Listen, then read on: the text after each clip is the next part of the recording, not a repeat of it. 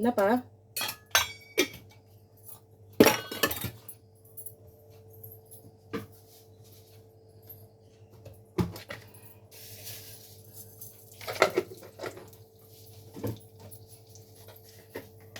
கடுகு, ஜீரகம்,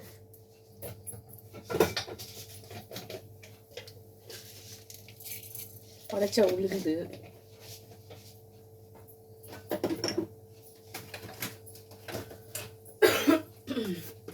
கொஞ்சம் எள்ளு,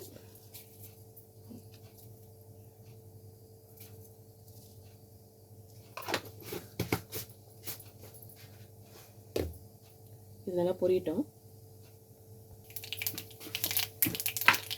இப்போ வந்து கடுகு பொரியுது. ஃபுல் சிம்மில் வச்சுட்டு என்ன பண்ண போகிறேன் அப்படின்னா, இதில் தான் கொஞ்சமாக 1/4 ஸ்பூன் போதும். வீட்டு குழம்பு மிளகாய் தூள் தான். நீங்கள் வெறும் சில்லி பவுடர் கூட யூஸ் பண்ணிக்கலாம். இது கூட கொஞ்சோண்டு மஞ்சள் தூள், அப்புறம் சால்ட், இது மூணுத்தையும் கொஞ்சம் எண்ணெயிலே ஃப்ரை பண்ணிடுறேன். அப்படி ஃப்ரை பண்ணிவிட்டு இதுக்கு வந்து கருவேப்பிலை சேர்த்துக்கலாம்.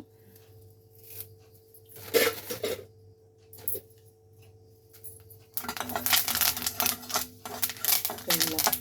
அவ்வளோதான். இப்போ என்ன பண்ண போகிறேன் அப்படின்னா, முட்டையை உரிச்சு வச்சுருக்கேன். 3 முட்டை, லஞ்ச் பாக்ஸ் சாப்பாடு, சரி தண்ணிக்கு. இப்போ இதை தீ வந்து ஃபுல்லாக கம்மி பண்ணிடணுங்க. லேசாக அப்படி ஃபுல்லாக இறங்காமல் லேசாக அப்படி வெட்டி விட்டிங்கன்னா முட்டை வெடிக்காது, இல்லைன்னா டமால்னு வெடிச்சிடும். அவ்வளோதான். இது